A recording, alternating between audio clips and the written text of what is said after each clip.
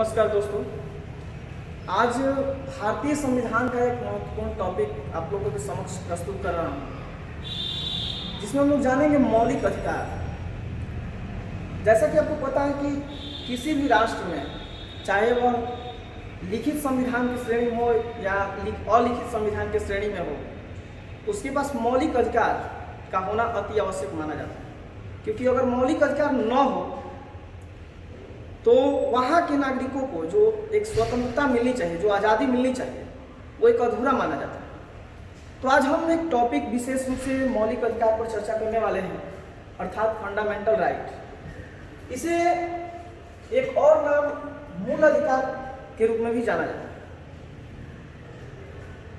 जैसा कि आपको पता है कि भारतीय संविधान के अंतर्गत इसे भाग 3 में वर्णित किया गया है।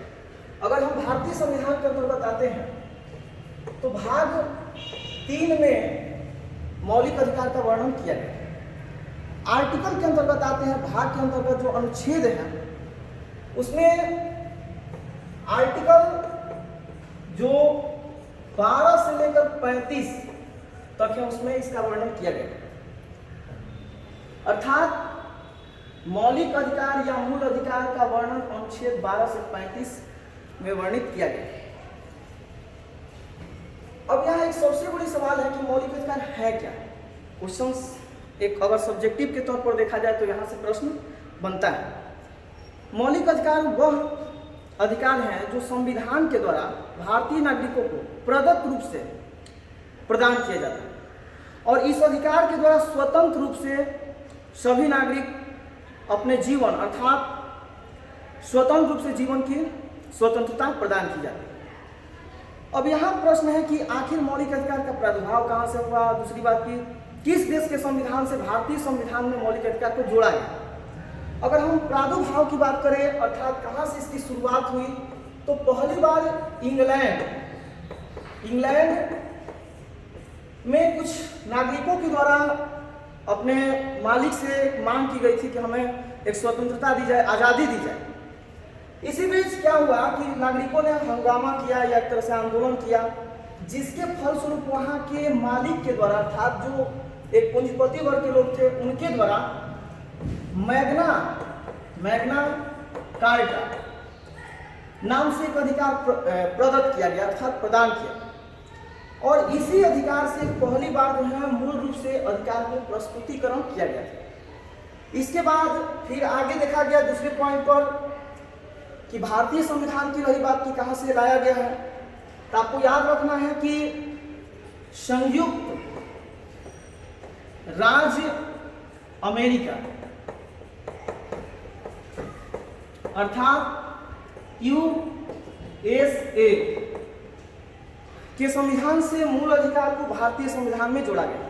तो यहाँ तो देखा जाए कि ऑब्जेक्टिव के तौर पर प्रश्न कई बार बनते हैं, जैसे कि भाग से संबंधित पूछा जाता है, किस देश से इसका उद्भव माना जाता है। दूसरी बात की कहाँ से लेकर हम लोग भारतीय संविधान में जोड़े हैं, इससे संबंधित आता है। अब हम भारतीय संविधान में जो मौलिक अधिकार हैं, जो फंडामेंटल राइट है, उसका जो वर्णन किया गया है, उसके बारे में हम लोग चर्चा करेंगे। तो चलिए जानते हैं।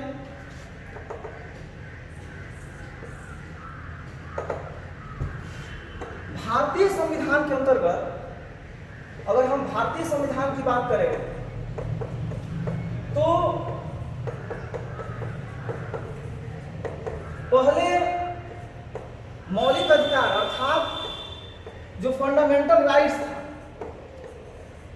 वो टोटल 7 था, लेकिन अभी वर्तमान में इसे टोटल 6 प्रकारों में वर्णित किया गया। 6 प्रकार का बात करते हैं, फिर एक जो 7 था उसको भी हम लोग चर्चा करें। पहला जो मौलिक अधिकार है जिसमें जानना है समता या समानता का अधिकार।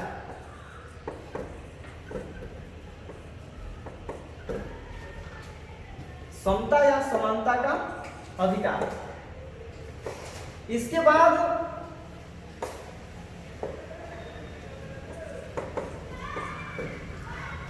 इसका अनुच्छेद भी हम लोग जान लेते हैं। अनुच्छेद आपको याद रखना है, अनुच्छेद 14 से लेकर 18 के बीच इसका वर्णन किया गया।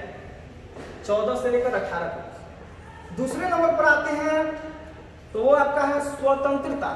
स्वतंत्रता का अधिकार। स्वतंत्रता का अधिकार। और इसका जो अनुच्छेद है, अनुच्छेद आपको याद रखना है 19 से 22 के बीच। 19 से 22 के बीच इसका वर्णन किया गया। इसके बाद तीसरे नंबर पर आते हैं तो तीसरा नंबर जिसमें वर्णित किया गया है, तीसरे नंबर पर अगर हम लोग आते हैं तो तीसरे नंबर के अंतर्गत वर्णित किया गया है शोषण के विरुद्ध अधिकार। शोषण के विरुद्ध अधिकार। और इसका जो अनुच्छेद है, जिसका यानी आर्टिकल आपको याद रखना है 23 से 24 के बीच इसका वर्णन किया है।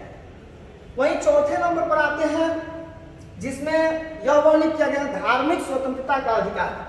तो आपको याद रखना है धार्मिक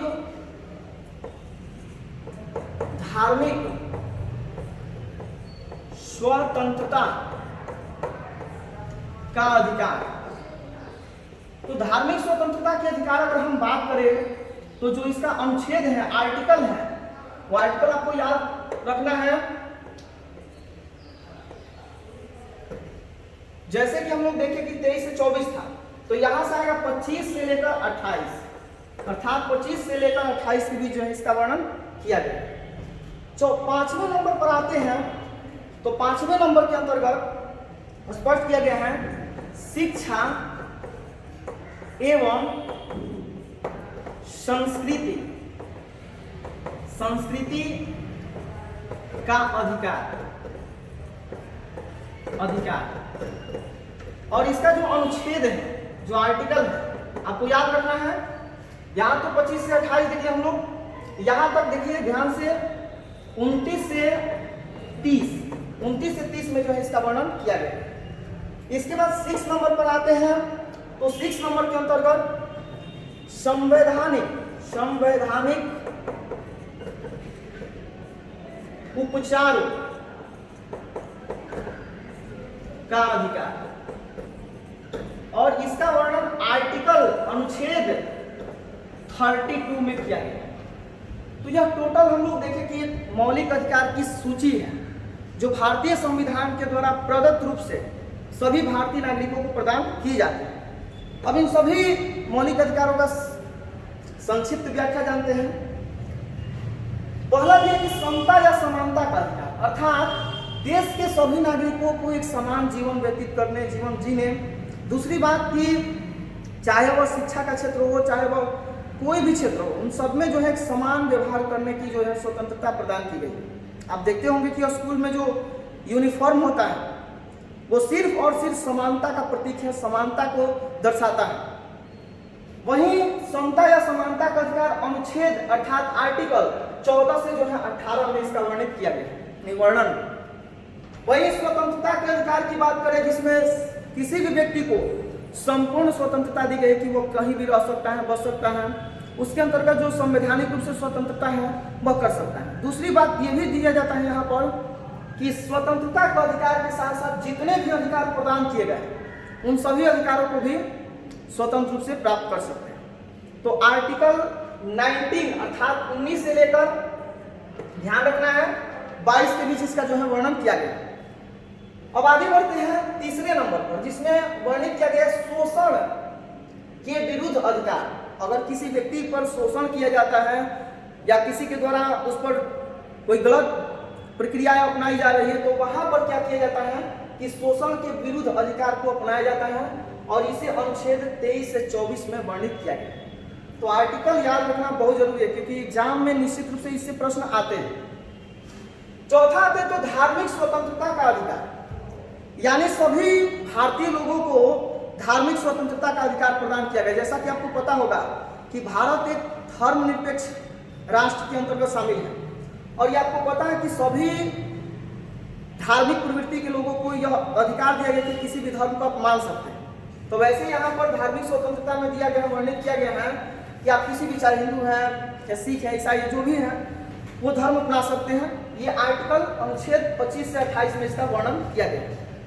इसके बाद पांचवा, शिक्षा एवं संस्कृति का अधिकार। शिक्षा एवं संस्कृति कहने का तात्पर्य है कि जितने भी जो बच्चे हैं भारतीय स्तर के, उनको शिक्षा एवं संस्कृति मानने का अधिकार प्रदान किया गया है। अर्थात शैक्षणिक रूप से देखा जाए तो उन्हें एक स्वतंत्रता प्रदान किया गया है, वो शिक्षा के अंतर्गत कार्य कर सकते हैं।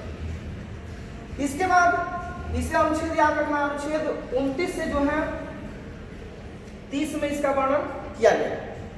वहीं छठे नंबर पर आते हैं तो संवैधानिक उपचारों का अधिकार। अगर संविधान में लगता है कि कहीं त्रुटियां हैं या उसमें एक समूह के द्वारा आप चाहते हैं तो वो सुधार कर सकते हैं, इसका एक वर्णन किया गया है अनुच्छेद 32 में। तो यहाँ से भी एक प्रश्न बनता है। अब एक सवाल रहे कि आखिर जो 7वां अधिकार जो था, जो मौलिक अधिकार में, वह कौन था? तो 7वां अधिकार के अंतर्गत अगर देखा जाए तो एक अधिकार शामिल था जो चीज आपको याद रखना है, और वो है संपत्ति का अधिकार। अब बात है कि संपत्ति का जो अधिकार था, इसे 44वें संविधान संशोधन के द्वारा हटा दिया। कारण क्या था? कारण यह था कि जितने भी भारतीय नागरिक थे उनके द्वारा संपत्ति का गलत ढंग से उपयोग किया जाने लगा। हुआ क्या कि देखा गया कि जिसके पास एक मंथली पेमेंट या ईयरली पेमेंट जो होता था, उससे कहीं अधिक धन को अपने अकाउंट में या अपने संचित करके यहाँ जो है रखते थे। और इसीलिए जो है भारतीय सरकार ने क्या किया, इसे 44वें संविधान संशोधन के द्वारा हटाकर और अनुच्छेद 300 के कम में, अर्थात कहीं ए भी देता है 300 के कम में, इसे विधिक या कह सकते हैं कानूनी अधिकार के रूप में जो है, अर्थात कानूनी अधिकार के श्रेणी में इसे जो है शामिल कर दिया। तो कई बार यहाँ से ऑब्जेक्टिव के तौर पर प्रश्न बनता है कि किस अनुच्छेद के द्वारा या किस संविधान संशोधन के द्वारा जो है संपत्ति के अधिकार को हटाकर विधिक या कानूनी अधिकार के रूप में वर्णित कर दिया गया। आपको याद रखना है 44वें संविधान संशोधन के द्वारा अनुच्छेद 300 के कम में किया गया है विधिक अधिकार या कानूनी अधिकार। तो एक बेसिक समझ यहाँ से देखिए। इसके बाद अगले पार्ट में हम लोग देखेंगे कि अलग अलग अनुच्छेद, जैसे कि शुरू में हम लोग देखें 14 से 18, तो 14, 15, 16, 17 ऐसे लगातार हम लोग अगले वीडियो में देखेंगे। धन्यवाद।